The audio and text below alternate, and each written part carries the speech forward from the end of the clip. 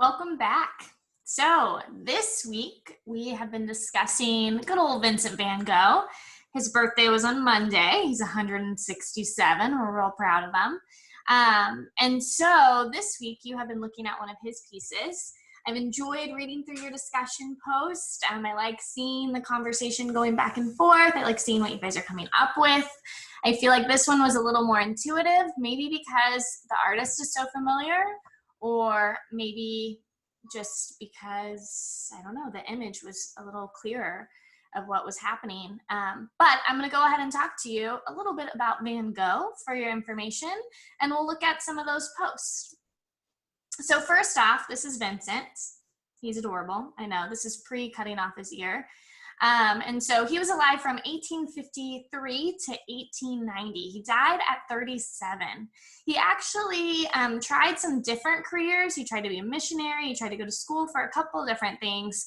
None of it worked out. So he started painting just a little over the last decade of his life. But during that time, even though he only sold one painting at the very end, and it's his brother Theo sold it, and I don't know that I ever even knew that he sold it. But even though that happened, he still dedicated that entire last decade to going out and painting. They say that he got up every morning as if it was his job, even though, once again, he's not getting paid. In fact, his brother Theo was supporting him during this entire situation. But he would get up like clockwork. He would drink his coffee. He would head out. And he would paint. He would paint friends. He would paint out in the field oftentimes. He would sketch.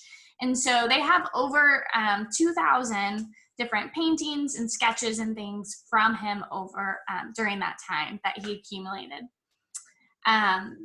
He also, so the main thing that people probably know about him is his Starry Night or his sunflower scene, and the fact that he cut off his ear.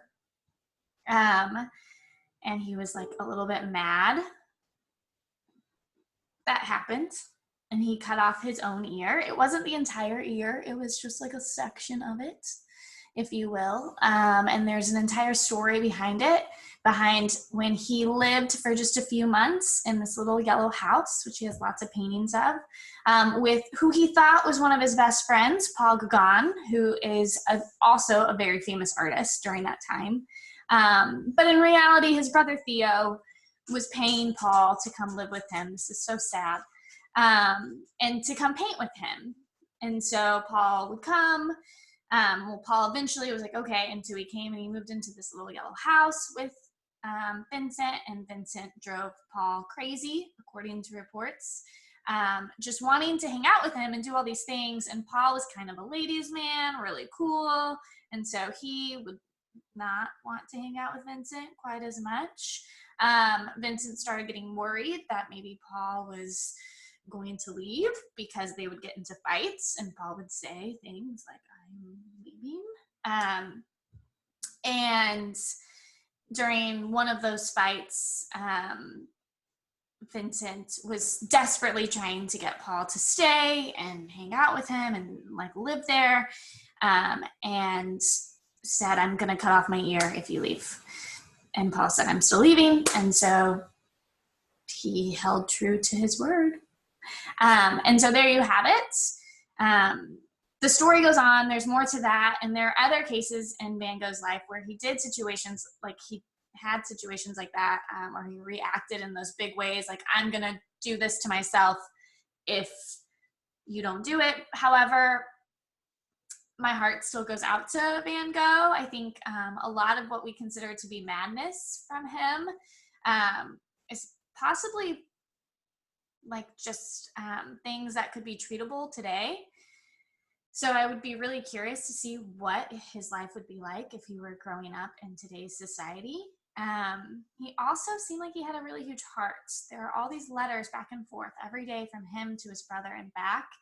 And he really, really just cared about connections with people. A lot of his paintings are portraits of the people around him.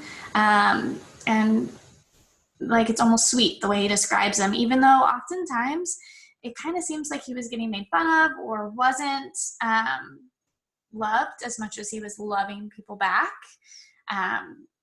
And I don't know, I love the guy after I've researched him a little bit. So let's dive into this portrait in particular. This is a portrait of Dr. Gatchett, and a lot of you guys got it right. I don't know if you researched it or you knew, but this is his doctor. He went to live, I'm not sure with or by this doctor during just the last few months of his life. And this is post getting out of an asylum. So he had a stay in the asylum. That's where he painted Starry Night.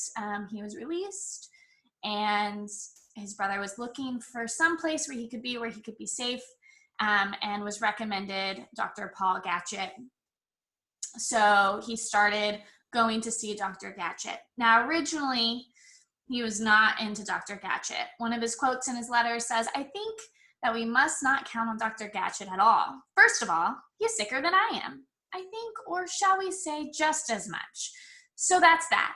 Now, when one blind man leads another blind man, don't they both fall into the ditch?" So, brilliant words by Van Gogh.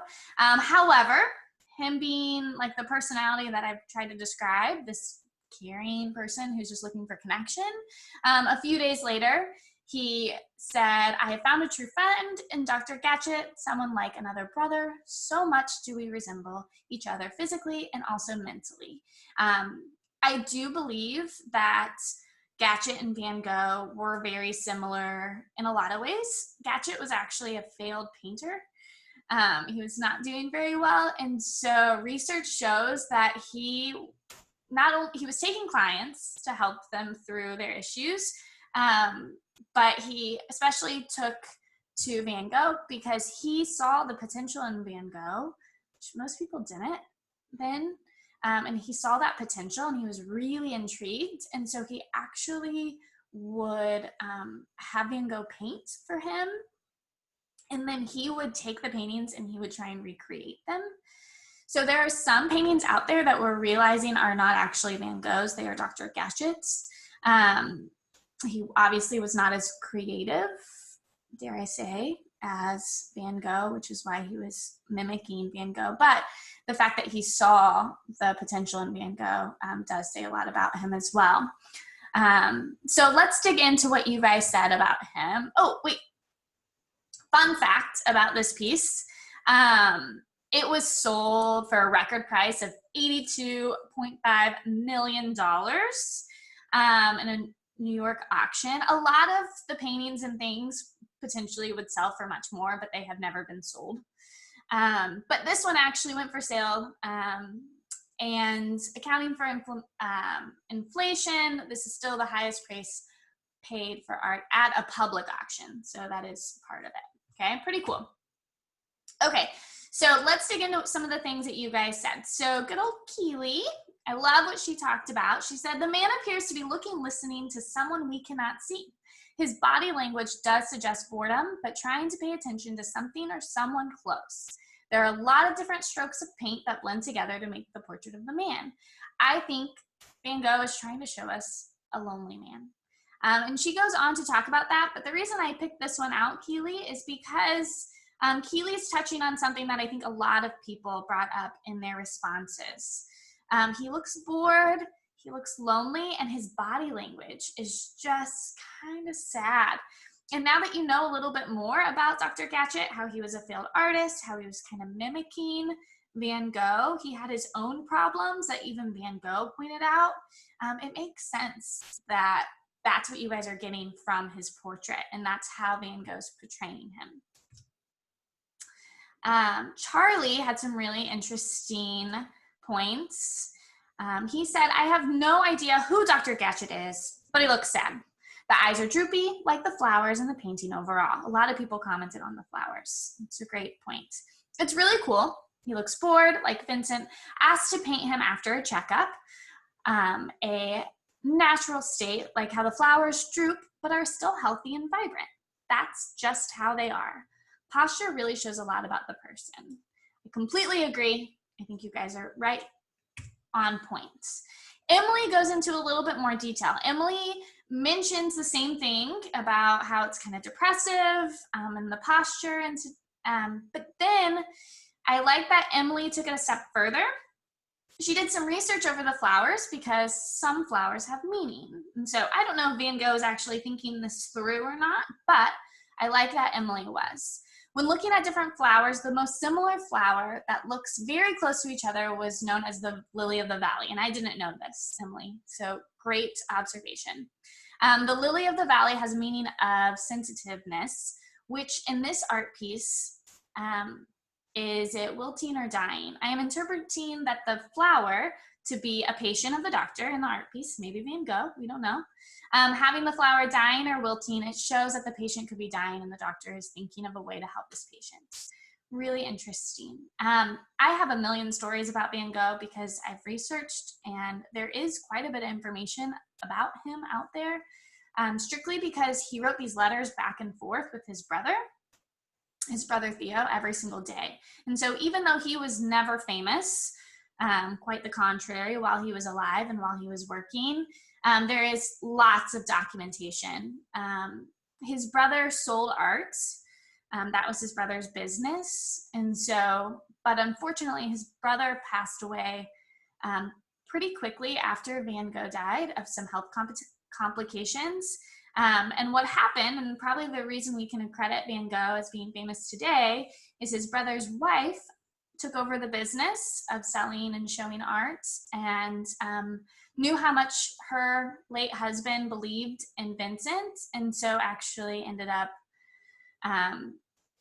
like spending a lot of her life trying to get Vincent's art out there and trying to give glory to this new kind of art, because up until Vincent, nobody was doing these brushstrokes, these vibrant colors. There's a lot to it that had never been done before, that now we see all the time because people mimic Van Gogh all the time, and many impressionists, post-impressionists after him look to his arts. So that's that. So now we know Van Gogh. I'm going to leave you with a little quote from him in one of his pieces. "I would rather die of passion than of boredom." All right, stay tuned for a new piece and a special guest next week. And I hope you have a great weekend.